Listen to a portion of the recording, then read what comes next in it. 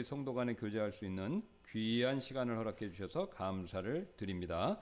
우리가 매일 그냥 의무적으로 아니면은 습관적으로 와서 하나님을 경배할 것이 아니라 우리를 구원하신 예수 그리스도를 통해서 또 하나님께서 삶 가운데서 베풀어 주신 은혜를 생각하며 온 마음과 뜻과 정성을 다해 우리가 하나님을 감사하는 마음으로 또 하나님을 경외하는 마음으로 하나님을 높일 수 있도록 성령께서 우리의 마음을 주장해 주시기를 원합니다.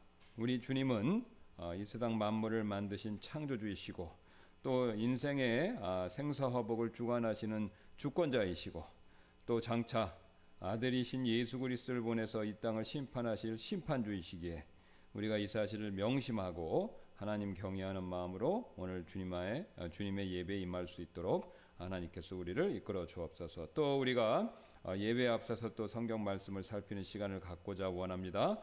주님의 성령께서 도와주셔서 여기 계신 분들 또 우리 또 인터넷을 통해 보시는 분들에게 필요한 말씀이 되도록 하나님께서 복을 내려 주시길 원하며 감사드리며 모든 말씀 예수님의 존귀하신 이름으로 기도드렸습니다. 아멘. 예, 우리 계속해서 우리가 하나님에 대한 내용들을 더 로마서 말씀과 근거해서 살펴보는 시간을 좀 갖도록 하겠습니다. 자, 저희가 이제 옛날에 이제 배우긴 했지만 지금 이제 그 내용들을 다시 약간 복습과 또 거기다 뭐 그대로 하는 것은 아니고 업데이트를 해서 좀 더 자세히 이제 살피는 시간을 갖고자 하는데요. 제가 이걸 다시 하는 이유는 다시 하는 데는 그 이유가 있습니다. 지금 가장 큰 주제가 뭐냐면 우리가 어떻게 하면 구원을 받습니까? 라는 내용인데요. 쉽게 말씀드려서 우리가 이제 죄인인 것을 깨달으셔야 우리가 예수님에 대한 필요성을 느끼게 돼 있습니다. 왜냐하면 예수님이 분명히 말씀하신 것처럼 병든 자만, 아픈 자만 누구를 찾아갑니까? 의사를 찾아가죠. 그렇죠? 예. 자신이 최소한 아프다, 병들었다. 자기가 병들었음에도 불구하고 아픈 줄을 모르면 대표적인 것이 이제 암 같은 것이 되지 않습니까? 특정 암들은 증상이 전혀 없습니다. 말기가 될 때까지. 그렇죠? 뭐 취장암, 대장암 같은 거, 위암 같은 건 초기에 좀 알죠. 속이 더부룩하고. 근데 취장암, 그 다음에 대장암, 뭐 그 외에 뭐 간암 같은 것도 거의 증상이 없어요. 그러니까 내가 사실은 이미 암이 중증에 들었음에도 불구하고 암이 걸렸다라는 것을 모르니까 안 찾아가는 거죠. 의사를, 병원을 찾아가질 않습니다.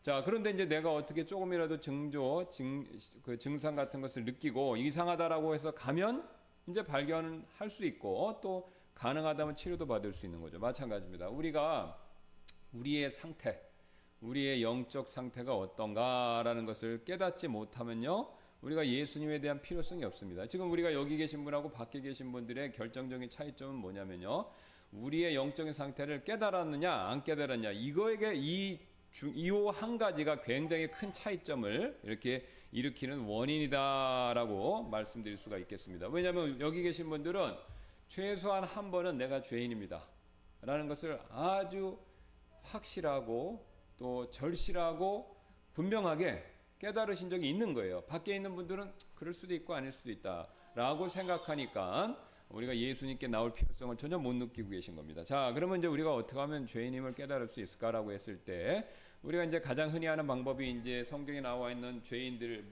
해야 되지 말고 이게 목록 있잖아요. 리스트를 쫙 펼치면서 술 먹지 마세요, 담배 피지 마세요, 뭐 하지 마세요, 이거에서 좀 이렇게 말씀을 드리는 거죠. 예, 물론 그건 분명히 타당하고 현명하고 제대로 된 방법입니다만 거기에 이제 한 가지 약점이 있어요. 뭐냐면 요즘에는 과거와 다르게 이렇게 뭐 여러분이 죄인입니다, 이런 거를 잘못했습니다 라고 그러면요, 굉장히 그거를 잘 받아들이시는 시대가 아니에요. 예, 그렇게 얘기하면 속으로 이래요. 당신이나 잘해. 아니면은 그거는 사람이 만든 규칙이잖아. 그 다음에 뭐 그거는 다수가 얘기하면 바뀔 수도 있잖아. 그러니까 이런 상대론적인 가치관 아니면은 또 이런 법과 제도는 사회의 사람들의 합의의 산물이다라는 인식을 많이 갖고 있어요. 그러니까 이게 그런 리스트를 나열한다고 그래서 내가 죄인이다라는 것을 쉽게 안 받아들이는 시대입니다. 예, 굉장히 옛날하고는 달라요. 그렇게 점점 심화되고 있고. 자, 그래서 그런 거를 얘기해봤자 사실 얘기해도 별반 자기가 죄인이다라는 걸 심각하게 생각을 안 합니다. 뭐 얘기하면 뭐 기독교인들은 더 나은 거 있어 뭐 이런 생각 얘기하고요. 예. 그래서 그런 식으로 해서 다 잡고 이게 죄인이라는 사실을 회피하는데, 자 그럼 우리는 어떻게 되냐? 거기서 이제 뭐 논쟁이 붙으면 안 됩니다. 논쟁을 하지 말라라고 분명히 얘기했기 때문에. 그래서 그래봤자 이렇게 다툼이 있어봤자 소용이 없어요. 서로 그냥 기분만 상하고 오히려 나쁜 감정을 줄 수가 있어요. 이거 제가 잘 압니다. 제가 옛날에 다 해봤던 거예요. 지금 제가 말씀드리는 거는 전부 제가 경험을 해보고 그 다음에 성경 말씀에 비추어서 말씀드리는 겁니다. 예. 그래서 그렇게 해봤자 소용이 없습니다. 소용이 없고, 그럼 어떻게 되냐라고 했을 때 우리가 하나님에 대해서 이야기를 해야 됩니다. 그러니까 우리가 죄인이다라는 것은 하나님을 기준으로 죄인이에요. 이거를 항상 명심해야 됩니다. 그러니까 다른 사람을 기준으로 죄인이다 그렇게 하면, 사회의 어떤 법 제도를 기준으로 죄인이다 그러면 요새는 그게 안 통해요, 잘. 근데 성경은 그런 걸 가지고 접근하고 있잖아요. 신기하게도 성경은요, 하나님을 기준으로 봤을 때 당신이 죄인입니다, 이렇게 접근한다는 거예요. 이게 그래서 성경이 다른 도덕적인 책, 다른 법률적인 책, 다른 윤리적인 책과 굉장히 다른 접근법을 가지고 있습니다. 그래서 하나님을 기준으로 했을 때 선생님이 죄인입니다, 우리 인간이 죄인입니다 라고 그렇게 접근해서 얘기한다라는 거예요. 그래서 성경은 하나님에 대해서 많이 얘기합니다. 그러니까 하나님의 어떠하신 분인가를 점점 알면요, 우리는요 죄인이란 것이 저절로 드러나게 돼 있어요. 우리 유행가 가사도 있잖아요. 당신의 그 큰 존재감 앞에 섰었을 때 아무것도 아닌 나를 발견합니다. 뭐 그런 거 있잖아요, 그죠? 예. 어떤 사람이 너무 대단하면 그 사람 옆에 있으면 어떻습니까? 나는 초라해 보이죠, 그죠? 예. 바로 그거와 같은 원리가 된다라고 말씀드릴 수 있겠습니다. 그래서 이 하나님의 어떠하심을 우리가 많이 강조하고 또 그것을 많이 증거하고 또 그것을 많이 설명할 때 시간이 지나면 저절로 자연스럽게 내가 죄인이구나 라는 것을 잘 받아들이고 느낄 수가 있습니다. 자, 그러면 이 하나님을 어떻게 증명하는가 라고 했었을 때 가장 첫 번째는 이제 성경 말씀이 되겠고요. 그 다음에 이제 두 번째는 성경 말씀 외에 우리가 살고 있는 이 창조 세계 자체가 하나님에 대해서 증거하고 있습니다. 이 창조 세계다라고 말했을 때는 우리도 포함되는 거죠. 그러니까 우리 안에도, 사람 안에도 하나님을 알 만한 것을 가지고 있어요. 이 밖에, 우리 밖에 존재하는 창조 세계도 하나님에 대해서 얘기하고 있고요. 또 우리 안에도, 이 사람 안에도 하나님에 대해서 알 만한 것들을 이미 우리가 가지고 있다라는 것이죠. 그러니까 우리가 그것을 이야기해주고 그것에 대해서 살피고 그것을 더 강화시킬 수 있는 내용들을 얘기해주면 저절로 내가 하나님 앞에서 죄인이다라는 것을 더 잘 느낄 수 있다라는 것이죠. 그래서 이건 제 방법이 아니라 여기 로마서 우리가 1장 18절 32절에 나와 있는 것처럼 사도 바울이 사용한 방법이 됩니다. 그래서 사도 바울이 지금 이 하나님께서 진노하셨다는 거예요. 그 왜 진노하셨나? 사람들을 하나님이 딱 내려다 보시니까 마음속으로 진리를 억누르고 있으면서요, 그 다음에 그 사람들이 어떤 일을 하냐면요, 불경건과 불의를 이 삶 가운데서 펼치고 행하고 있다라는 것이죠. 그러니까 하나님께서 그 사람들을 보시고 진노하셨고 그 진노를 하늘로부터 드러내셨다라는 것이죠. 자, 그러면서 이제 하나님께서 이렇게 진노하실 수 있는 타당한 이유가 뭐냐? 왜 하나님이 진노하시냐라는 것을 얘기할 때 19절 20절에서 말씀하는 것이죠. 바로 파란색만 보면 하나님을 알만한 것, 그것이 그들 속에 분명히 드러나 있다라는 것이죠. 왜냐하면 하나님이 그것을 그들에게 보이셨기 때문이죠. 그 다음에 20절 이는, 그러니까 보이신 이유는 그분의 보이지 아니하는 것들, 곧 그분의 영원하신 권능과 신격은 세상 창조의 시작부터 분명히 보이며 만들어진 것들을 통하여 깨달아 알 수 있으므로 그들이 변명하지 못하기 때문이라. 자, 변명하지 못하게 하는 것이 최종 목적인데 변명하지 못하게 하기 위해서 하나님이 보여주신 것이 있습니다. 바로 그분의 영원한 권능과 신격을 창조물을 통해서 하나님이 보여주셨다라는 거죠. 그러니까 우리가 창조물을 잘 보면 하나님의 권능과 신격을 느낄 수가 있어요. 그리고 그것을 보면 하나님이 위대하시다, 하나님이 창조주이시다라는 것을 느낀다는 겁니다.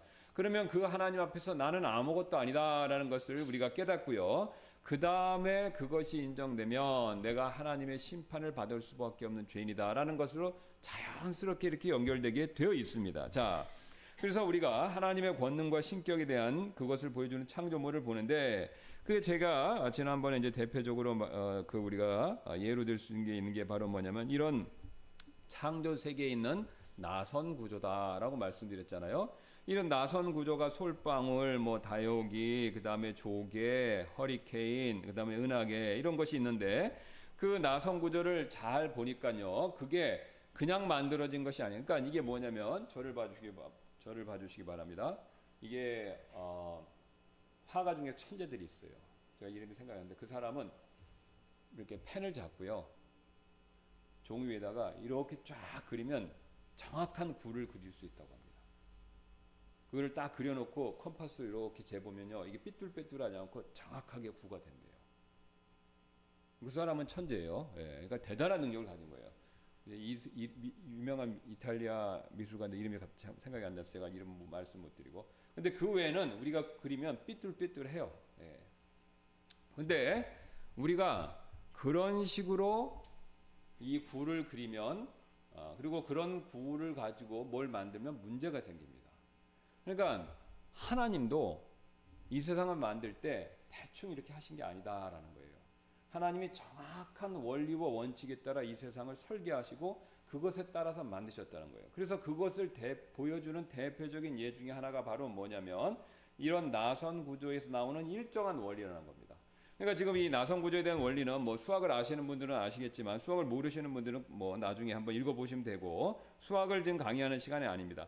그 안에 일정한 비율로 이렇게 딱딱 계산하면 이런 나선형 구조가 생긴다라는 거예요. 그게 핵심입니다. 그러니까 그 비율이 내가 이렇게 그냥 쓱쓱 아이들 그림 그리듯이 크레용 갖고 그렇게 해서 만들어진 게 아니라 수학적으로 딱딱 떨어지게 이렇게 그 모양이 생겼다라는 거예요. 근데 그게 자연계에 굉장히 많이 발견된다라는 거죠. 그래서 지난번에 이제 지금 나눠드렸던 이걸 보시면 이게 이제 식물에서부터 이게 발견할 수 있는데, 식물의 잎이 여러 형태가 있지 않습니까? 예, 아카시아 같이 이렇게 쌍으로 붙어 있는 것도 있는데, 그것 말고 가지를 중심으로 옆으로 이렇게 나는 게 있어요. 그러면 옆으로 나는 게 아무렇게 나는 게 아니다라는 것을 식물학자들이 발견한 겁니다. 그럼 어떻게 되냐? 이게 나선형 구조로 자라면서 잎이 나온다라는 것을 발견했어요. 그래서 여기 보시면, 여기 이제 이게 보시면 잎이 처음에 한 장이 나오고 그 다음에 일정한 각도가 돌고 두 번째, 그 다음에 세 번째. 그래서 그걸 위에서 보면 이런 구조가 딱 됩니다. 이게 저기 오각형 구조가 딱 되면서 각각의 각이 일정한 형태를 유지해요. 물론 자연계에서 이게 꼭 100% 발견되는 건 아닙니다. 왜냐하면 그 환경 오염이라든가 농약 살포라든가 이런 것이 있어서 좀 안 맞는 변종이나 돌연변이 있어요. 그러나 여러 나무들을 계속해서 추적 관찰을 하면요, 이런 형태의 나뭇잎이 나는 것이 거의 맞다라는 겁니다. 예, 그래서 그런데 이제 그러면 이게 나뭇잎이 일정한 규칙을 가지고 이렇게 자라나는데 밖으로 나오는데 그게 어떤 규칙이 있을까라고 했더니 거기 보시면 거기 맨 밑에 보니까 이게 나뭇잎이 1개 나오고 그 다음에 2개 나오고 3개 나오고 5개 나오고 8개 나오고, 그러니까 1, 2, 3, 5, 8, 13, 21, 34, 30, 55 이런 규칙을 갖고 이 나뭇잎이 일정한 각도를 가지면서 나온다라는 겁니다. 그러면서 위로 싹 자란다는 거예요. 굉장히 신기하죠? 예. 일정한 각도. 그래서 이거를 회전각들을 이제 그 다음부터는 수학으로 들어가는데, 예, 그거를 이제 계산을 해보면 222.5도, 또 회전각이란 것은 그 다음에 137.5도, 이제 시계 방향 반대로 계산했을 때. 그러니까 여러분이 이제 여기 있는 버들 그 갯버들이군요. 갯버들의 그 나뭇잎하고 그 나뭇잎이 나오기 위한 봉오리 같은 것이 일정한 각도를 가지고 이렇게 위로 자라나면서 뻗쳐서 나온다는 겁니다. 근데 이파리만 그런 것이 아니라 그 다른 나무들도 거기에 이제 그거에 나와 있는 그 순서에 따라서 나온다. 그래서 전체 식물의 90%가 이제 그 1, 2, 3, 5, 8 이걸 갖자 이제 피보나치라는 사람이 이게 수열이 되는구나 이걸 발견한 겁니다. 그래서 그 다음부터 1, 3, 5, 8 이렇게 부르니까 힘들잖아요. 그러니까 피보나치라는 사람이 이게 수열로 이 앞에 거를 더하고 뒤에 수를 또 더하면 이게 이 값이 나온다는 걸 발견한 겁니다. 그래서 이것을 사람들이 이제 피보나치의 수열이다 이렇게 부르는 거예요. 부르기 쉽게. 예. 그러니까 이제 이걸 보면은 줄기가 2번 회전하면서 나뭇잎이 5입니다. 그러니까 2번에 5이에요. 요 피보나치 수열에 맞게끔 이렇게 다 세팅이 되어 있다는 거예요. 그게 참나무, 벚꽃나무, 사과나무. 그 다음에 줄기가 3번 회전하면서 8번 나오는 거예요. 3, 8. 그 다음에 줄기가 5번 회전하면서 나뭇잎이 13번 나오는 거예요.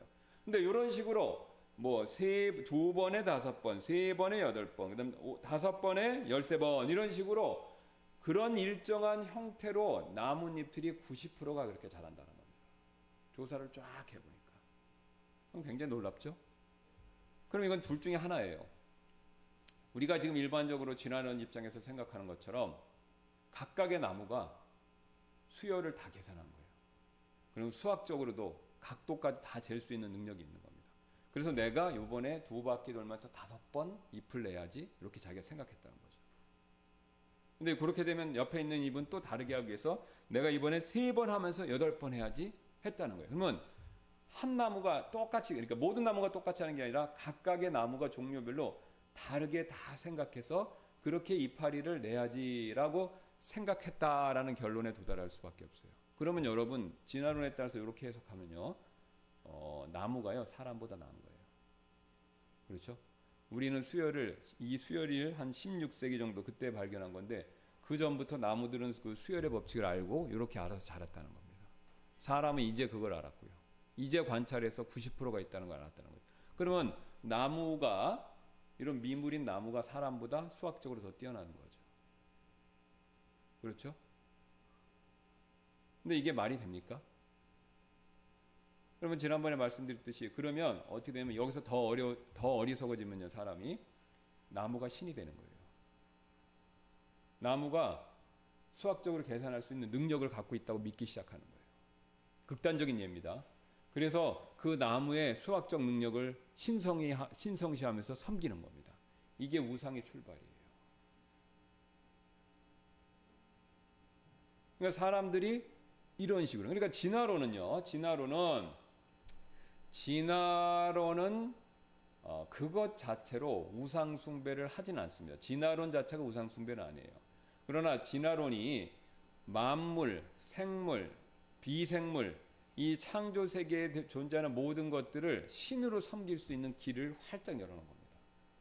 활짝 열어놓은 거예요. 그러니까 지금 흥미롭게도 서구 사회가 기독교에서 멀어지면서 진화론을 굉장히 많이 받아들였어요. 진화론이 또 받아들이면서 기독교에서 멀어지면서.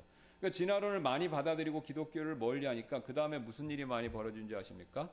이 환경운동이다라고 하면서 자연세계를 신으로 모시기 시작해요. 그래서 환경론자들이 지구온난화 어쩌고 저쩌고 하면서 굉장히 환경 강조하잖아요. 근데 거기에 푹 빠진 사람들은요, 이 지구를 신으로 믿습니다. 어머니 지구 이렇게 믿어요. 종교 수준으로 가는 사람들이 많습니다. 그러니까 지구 자체가 신이니까 그 신을 우리가 잘 보살피고 섬겨야 된다. 그래서 이 지구를 우리가 인간이 괴롭히기 때문에 그 괴롭히는 일을 멈춰야 된다. 바로 이런 식으로 접근한다라는 것이죠. 자, 그러나 우리가 성경 말씀으로 봤었을 때 어떻습니까? 이거는요, 나무가 그렇게 한 게 아니라 절대자가 나무에게 그렇게 자랄 수 있는 능력과 그 다음에 그런 것을 프로그래밍 했다라고 보는 것이 훨씬 더 이성적이다라는 거죠. 훨씬 더 이성적입니다. 그러니까 진화론을 믿지 않는 과학자들도 있어요. 그리스도인은 아니지만. 근데 그 사람들이 뭐라고 하냐면 그걸 지적 설계자라고 얘기합니다. 어떤 대단한 지적인 설계자가 이 자연 세계를, 자연 만물을 수학적, 과학적 원리로 되도록 만들고 운행되도록 그렇게 됐다라고 결론을 내리는 거예요. 그게 하나님이라고 굳이 얘기하기 싫어서 그렇지, 지적 설계자라는 표현을 써서 절대자가 설계하고 그것을 다스리고 주관한다라고 얘기하는 겁니다. 그런데 그 사람들은 하나님을 인정하지는 않지만 하나님의 권능과 신격은 분명히 고백을 하고 있습니다. 권능과 신격이 있다 이거죠. 자, 여기서만 멈추는 게 아닙니다. 꽃잎의 수도 마찬가지예요. 꽃잎의 수도요. 꽃잎의 수를 막연하게 우리가 4장, 이렇게 짝수로 생각하기 쉬운데 자연계에서 4장짜리 꽃잎은 네잎 클로버를 찾는 것만큼 어렵습니다. 4장짜리 꽃잎이 드물다는 거예요.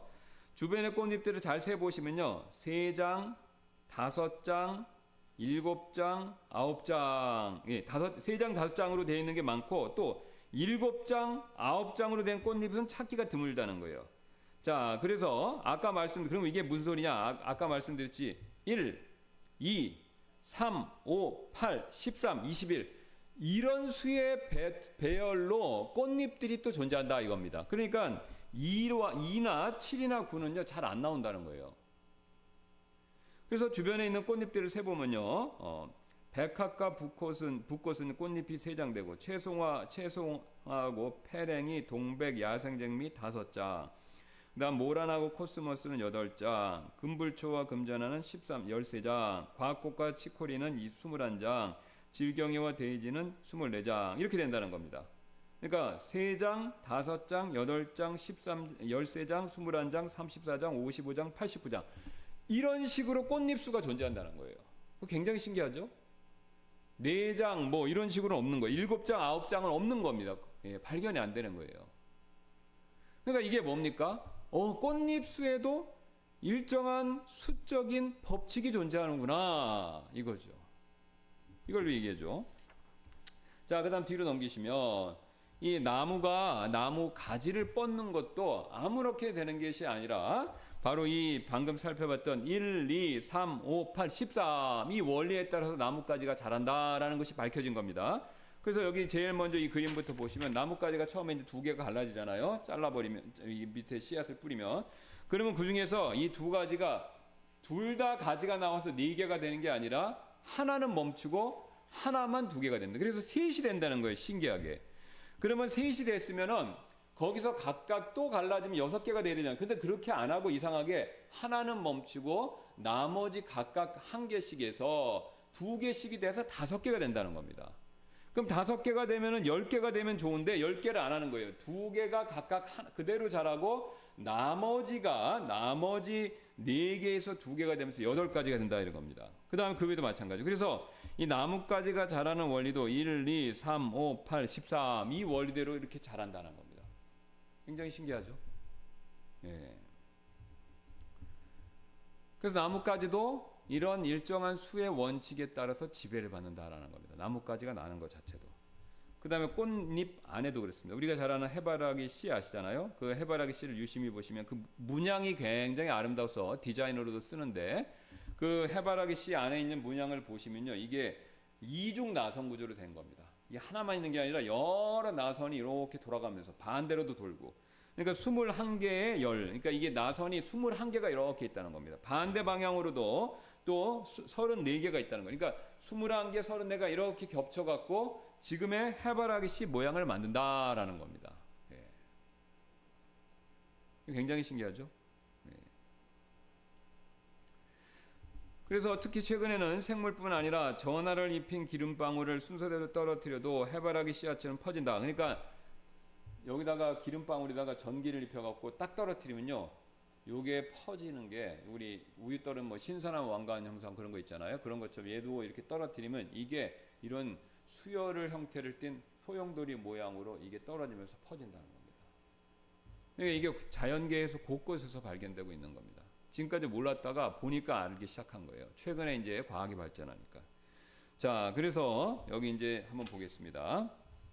밑에 있는 박스를 봐주세요. 약 100년 전에 독일의 심리학자 페흐너는 수백 명에게 여러 종류의 직사각형을 보여준 다음 마음에 드는 것을 선택하게 하는 실험을 했다. 이렇게 이제 직사각형 아시잖아요. 이렇게 직사각형인데 이거를 비율을 달리한 거예요. 뭐 이렇게 된 것도 있고 거의 정사각형에 가까운 것도 있고 이렇게 길쭉한 것도 굉장히 길쭉한 것도 있고 아니면 이 정도로 된 것도 있고 그래서 여러 가지를 쭉 보여주고 그 다음에 어느 게 제일 마음에 와닿냐, 어떤 직사각형이 제일 마음에 들고 뭐 그걸 제일 좋아하느냐 이렇게 실험을 해봤다는 겁니다. 테스트를 해봤는데 근데 그 결과 대부분 황금 직사각형을 선택했는데 가로의 길이와 세로의 길이가 1.6이 된다. 그럼 이 1.6이라는 게 뭐냐면요. 어디서 나왔냐면요. 여러분 아까 그 앞에도 이제 있고 여러 가지 있잖아요. 1358 11. 여러분 그거 이제 거기 보시면 거기 12358 그 위에 보세요. 12358 11. 그러면 이걸 갖다가요. 2의 그 3을 2로 나누면 1.6이 됩니다. 또 5를 3으로 나눠도 1.6이 돼요. 그 다음에 13을 8로 나눠도 대략 1.666 이렇게 딱 떨어지지 않고 1.16이 돼요. 예. 1.6 뭐 6.648 뭐 이렇게 가는 거예요. 반대로 2를 3으로 나누면요. 뭐가 되냐면요. 0.618이 됩니다. 그러니까 우리가 큰 수를 작은 수 옆에 있는 인접한 지금 나와 있는 1, 2, 3, 5, 8, 13의 큰 수를 그 옆에 있는 작은 수로 나누면요. 이게 딱딱 떨어져요. 1.618의 값으로 계속 떨어집니다. 자, 근데 그게 왜 중요하냐? 자, 이게 왜 중요하냐면요. 1.618, 1.6대 비율로 1.6이란 여기가 1이면요. 한쪽이 1이면 한쪽이 1.68의 비율이 되잖아요. 그래서 직사각이 되면요. 신기하게도 사람 그걸 아름답다고 느낀다고 합니다. 그러니까 이 수열의 각각의 차이가 1.168인데 그 수열 구조를 가지고 1.168의 비율로 뭔가를 계산해서 만들면 인간은 이상하게도 그걸 아름답다, 그 다음에 안정되어 있다, 균형을 갖췄다라고 무의식적으로 느낀다는 거예요. 무의식적으로. 자, 그래서 이제 그거를 발견하고 사람들이 그 1대 1.6, 1대 1.6의 비율로 물건들을 만들기 시작한 겁니다. 그게 이제 대표적으로 여기 나와 있는 갤럭시 탭 S6이라는 거예요. 이게 보면 사람들이 좋아하는 이유가 1대 1.16 비율로 딱 계산해서 만든 겁니다. 자, 이게 이것을 발견하고 그래서 이제 그 1대 1.6을 보면 이걸 이제 황금률이다라고 이렇게 이제 정의하고 요거 방법대로 사람들이 디자인을 하는 거예요. 그래서 여기 보시면 이처럼 황금 직사각형을 빈번하게 이용하는 이유는 무의식 중에도 아름다움을 추구하는 우리의 잠재의식 때문일 것이다. 자, 여러분 그러면 이 무의식 중에 아름다움, 이걸 아름답다고 느끼는 거는 누가 그걸 넣어주신 겁니까? 하나님이죠. 하나님의 권능과 신격을 했어요. 그러면 권능이란 것은 나뭇잎부터 시작해서 온 우주 은하계가 이 은하계 자체가 이런 소용돌이 모양처럼 돌아요. 근데 그 소용돌이 모양도 딱딱 계산해 보면요. 1, 3, 5, 8, 1, 2, 3, 5, 8, 10 요 구조로 딱딱 떨어집니다. 그리고 각각의 비율이 1대 1.1대 1.16이에요. 1대 1.6 이렇게. 근데 그 비율만 생기면은 사람은 아름답다라고 느끼는 거예요. 그러면 그 얘기는 뭐냐? 하나님이 그렇게 딱 만드시고 그 비율로 떨어지면 우리에게 아름다운 것을 느끼게 프로그래밍을 하신 거죠. 그러니까 그 얘기는 다시 얘기해서 한 번 더 뭐라고 그게 무엇을 의미하냐면요. 하나님이 이 세상은 만드셨는데 하나님은 아름답다라는 것을 느끼시고 아신다는 거예요. 그 근거가 보시기에 좋았다라고 얘기하죠. 창세기에 6일 동안 창조하시고. 근데 하나님이 6일 동안 창조하시고 아름답다라고 느끼셨을 때 그 아름답다고 느낀 이유 중에 하나가 뭐냐면 자신이 1대 1.6의 비율로 이 세상 곳곳을 디자인해 놓으셨고 그걸 아름답다 느끼신 겁니다. 그 다음에 자신의 형상과 모양에 따라 사람을 만드신 거예요. 그래서 사람이 이 수학적으로 그걸 계산할 수 있는 능력을 갖게 된 거고 그 다음에 1대 1.6을 딱 보면 오 이쁘네 이렇게 생각을 하는 거예요. 이거 외에는 방법이 없어요. 설명할 수 없어요. 진화론은요. 그럼 인간이 어떻게 1대 1.16, 1대 1.6이면 아름다움을 느끼냐? 설명을 못해요. 그러면 나뭇잎이, 소라가, 그 외 기타 등등이 꽃잎수가 1대 1.6을 갖고 있으면 아름답게 느끼겠네? 사람들이 그것까지 계산하고 만들었다? 이건 넌센스예요. 그렇죠? 식물이 자연 미물이 식물 같은 이런 솔방울이나 이런 꽃잎조차도 사람이 아름답다라고 느낄 정도로 미적 감각을 갖고 존재했다? 그걸 계산해서 만들었다? 그걸 계산해서 자기가 이렇게 진화해서 보인다? 이거는 말이 안 되는 거죠. 이건 완전히 억측입니다. 그러니까 하나님이 그렇게 만드셨다라고 보는 게 제일 상식적이에요. 제일 타당하다라는 거죠. 그래서 인간이 그걸 압니다. 그래서 오늘 나눠드리는 이걸 보시면 사람들이 이걸 알고 이렇게 다 만들었어요. 여러분 보세요. 뒤에 보시면 피라미드 보세요. 피라미드도 우리가 신비한 건축 구조물인데 이거를 계산해 보면요. 1.618 이게 딱 떨어집니다. 이 이 삼각형 모양이 딱 떨어지게 만들었다는 거예요. 그리고 옆에서 삼각형 모양을 계산해서 봐도 지금 보시면 1, 2, 3, 5, 8 이 달팽이 요 소용돌이 모양처럼 딱 떨어지게 이렇게 이 계획을 해서 만들었다는 겁니다. 그 밑에 있는 파르테논 신전도 이게 딱 떨어지고요. 그 다음에 이것을 르네상스 시기에 우리 인문주의자들, 특히 이제 예술 계통에서 활약했던 사람들은요, 이걸 알았어요. 그 피보나치가 이때 시대 사람이니까. 그러니까 이게 일정한 수적 원리로 떨어진다는 걸 알았고, 요거를 예술에 적극적으로 반영한 거예요. 그래서 그걸 제일 잘하는 사람이 누구냐? 다빈치입니다. 레오나르도 다빈치. 그래서 그 사람이 모나리자도요, 이게 다 분석이 나온 겁니다. 이게 그냥 그린 게 아니라 그 수열 구조로 했다는 거예요. 그러니까 다빈치가 저를 보세요. 처음에 그림 그릴 때 붓을 탁 뽑고 눈 감고 촥 그랬더니 모나리가 나왔다. 이거 아닙니다. 이렇게 안 그래요. 제가 아는 우리 그 미술하는 분이 있어요. 그분한테 작품전을 갔는데 그 그림 그림 과정을 내가 좀 얘기 들었어요. 그러면 어떻게 하는 줄 아세요? 선을 다 그린다는 거예요. 연필로 안 보이게 잘 지워진 거를 선을 딱딱 긋고 여기다 뭐 그릴지 계산 다 해갖고 그 다음에 문양도 다 계산을 한다는 거예요. 다 기본적으로 계산을 한다는 겁니다. 물론 진짜 천재들은 눈 감고 아까 얘기했던 막 싹 그림 나올 수도 있겠죠. 근데 그 외의 사람들은 다 계산을 하는 거예요. 특히 다빈치 같은 경우는 수학적으로 정교하게 이걸 계산한 겁니다. 모나리자도 그러니까 이렇게 모양으로 딱 그려놓고 여기다 코 이렇게 다 계산하고 그리는 거예요. 지금 최후의 만찬도 이렇게 딱 맞춰서 그린 거죠. 이렇게 선을 다 긋고 안 보이게. 이 사실이 어떻게 보였느냐, 엑스레이 같은 걸 찍어서 하니까 이게 다 나왔다는 겁니다. 초벌 같은 것들이 다 나온다는 거예요. 자, 그래서 그 뒤로 이게 알려지면서 우리 사람들도 이걸 씁니다. 여기 보세요. 트위터 그 새 그림이잖아요. 이게 페이스북인가요? 트위터인가요? 이거 파란새가? 예, 트위터. 예, 거기도 이렇게 그린 거예요. 내셔널 지오그래픽 요 사각형 굉장히 그거 유명하죠? 옷 디자인에도 써요. 그죠? 왜 이게 사람들 마음에 쏙 들어가냐 이거예요. 1대 1.618의 비율로 일부러 만든 겁니다. 그 다음에 그 쉐브론이라고 해서 자동차 회사죠. 예, 자동차 회사죠 이게. 예, 가스인가? 헷갈리네요. 예, 하여튼 이 쉐브론에서도 이걸 그대로 만든 겁니다. 그 다음에 그 밑에 여기도 또 이렇게 똑같이 만든 거죠. 예. 그 다음 펩시도 이렇게 만들었고 도요타 이것도 로고도 심지어는 애플도 이걸 그대로 이 계산대로 만들었다는 겁니다. 더 놀라운 사실은요. 여기 이제 바이올린 하면 제일 쳐주는 게 있죠. 안토니오 스트라디바리 이 사람이 만든 게 이제 제일 유명한 거지 않습니까? 근데 요거를 이게 왜 유명하냐면 이게 소리가 제일 좋대잖아요. 근데 왜 소리가 좋은가 연구해 본 결과 이 사람이 만들 때 요 황금 비율로 딱딱 계산해서 만들었다는 거예요. 그 당시 그때 사람이거든요. 그러니까 조금 뒤에 사람인데 이 사람이 이걸 계산해서 만들었다는 거예요. 게다가 피아노도 사람이 만들었잖아요. 근데 피아노도 이게 만든 게 숫자적 배열이 의미가 있습니다. 자 보세요. 숫자가 어떻게 되냐면요.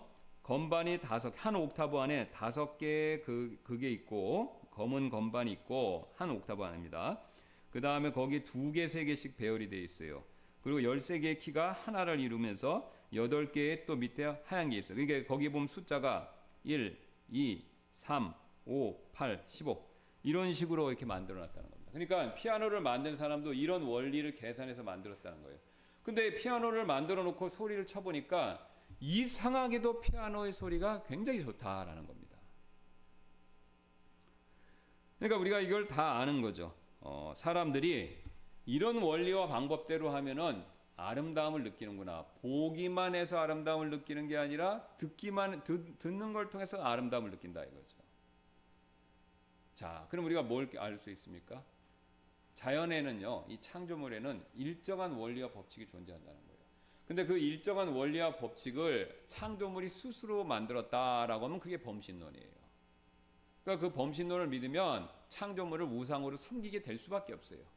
아까 말씀드렸듯이 진화론은 범신론으로 가는 앞에 단계예요. 예. 그러니까 왜? 이 창조물 스스로가 그렇게 진화를 했다는 거잖아요. 진화를 해서 그걸 그렇게 만들어냈다는 겁니다. 그러니까 이 창조물이 사람보다 나은 거죠. 당연히 규결로, 논리적 규결로. 그러니까 그 창조물을 신으로 신격화시킬 수밖에 없어요. 다음 단계에서는. 자, 그러나 그것이 아니라면 하나님이 만드셨다. 최소한 하나님이라고 믿기 싫으면 지적 설계자가 만들었다라고 그렇게 말하는 것이 훨씬 더 타당하다라는 거죠. 자, 그러면 제가 이제 이 얘기를 드리면 이걸 반신반의합니다. 우리는 왜 그러냐면요, 우리가 그렇게 교육을 받아서 그래요. 여러분, 이 사람은요, 교육 또 특히 사상 교육에 굉장히 약합니다. 가장 대표적으로 북한을 한번 생각해 보세요. 북한은 전 세계에서 봤을 때 미친 나라예요. 저렇게 못 사는데 김정은을 신처럼 떠받들잖아요. 그죠? 김정은 신이에요. 김일성, 김정일을 이어서 신이란 말이에요. 신이에요. 근데 저런 왕조 국가가 없습니다. 김정은을 이렇게 떠받드는 거 신처럼. 그러니까 김정은 이렇게 보면 사람들 울잖아요. 완전히 신이 된 겁니다. 옛날에 파라오처럼, 옛날에 중국의 황제처럼 신이 된 거예요. 그 사람 완전히.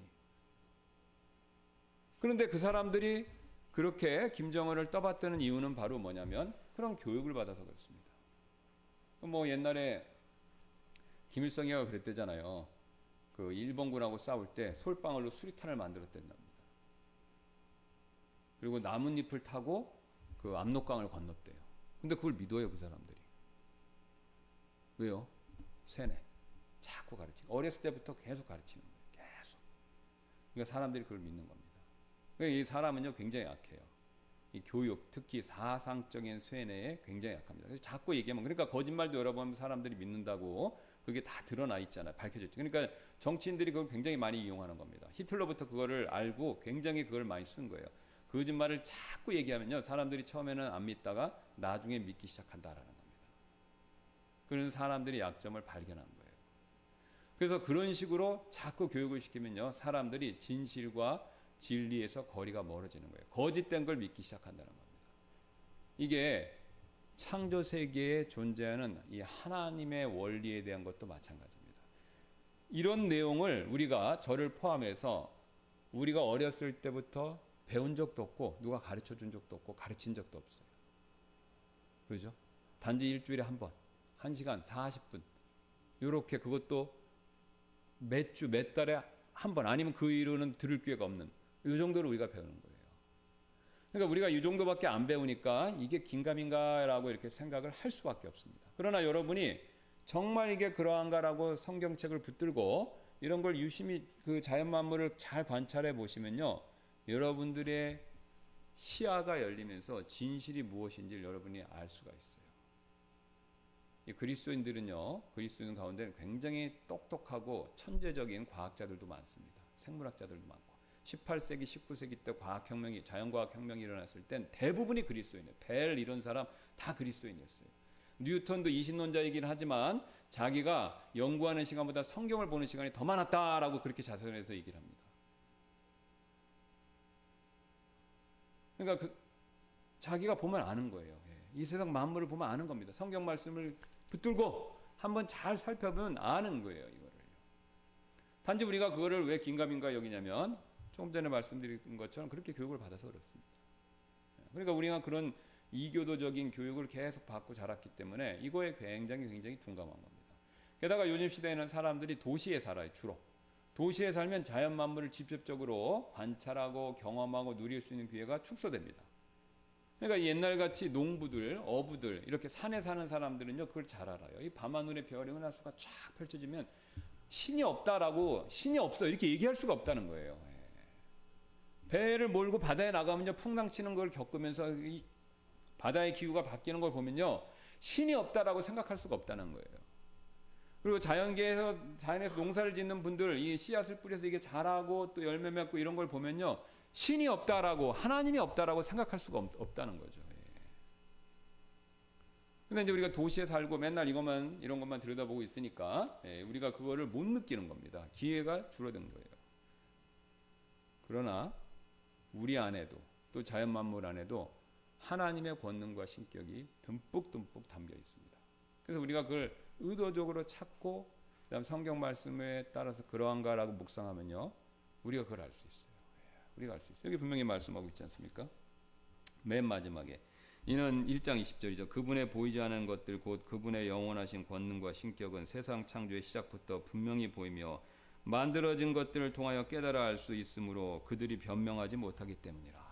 여러분, 이게 로고 만든 것 자체가 이 세상에 이런 황금 비율이 존재한다라는 걸 인정하고 만든 겁니다. 근데 이 황금 비율은 누가 만들었어요? 스스로 진화해서요? 아니죠. 하나님이 그렇게 만드신 겁니다. 그러니까 하나님이 만드신 걸 이용하는 것 자체가 사람들이 그걸 알고 있다라는 거죠. 그걸 알고 있다는 거예요. 그냥 디자인 작가들 영감 받은 대로 아무렇게나 직사각형 딱 그래서 로고를 만든 게 아니다라는 겁니다. 그래서 우리가 하나님 말씀을 가지고 살피면 알 수 있습니다.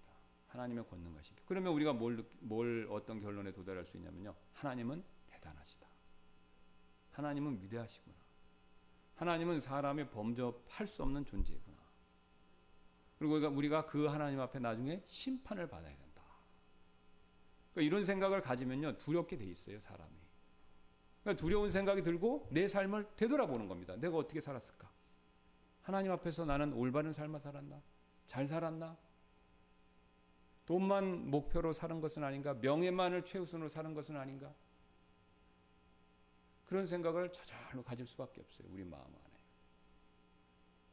그러니까 사도 바울이 그걸 얘기해 주는 겁니다. 권능과 신격. 그것을 통해서 우리가 변명할 수 없다.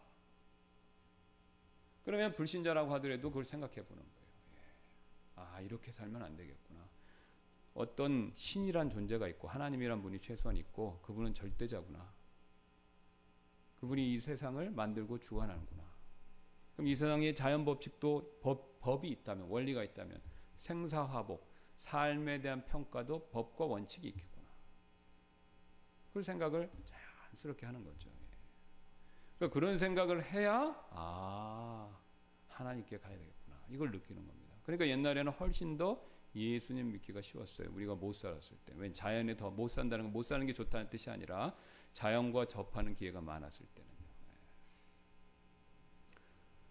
자, 그래서 우리가 이 하나님의 권능과 신격에 대해서 살펴봤는데 또 이어서 다음에 살펴보겠습니다. 기도하고 마치겠습니다. 감사합니다. 하나님의 권능과 신격에 대해서 우리가 살펴보았고 그것을 통해서 우리 인간은 아무것도 아니다라는 사실을 통해서 우리가 하나님 앞에 죄인인 것을 인정하고 우리가 예수 그리스도를 더욱더 필요로 하는 우리 모두가 되도록 하나님께서 인도해 주시기를 원하며 이 시간 이후에 있을 예배 시간에도 하나님께서 함께해 주시기를 다시 한번 간청드리며 이 모든 말씀 예수님의 존귀하신 이름으로 기도드렸습니다. 아멘.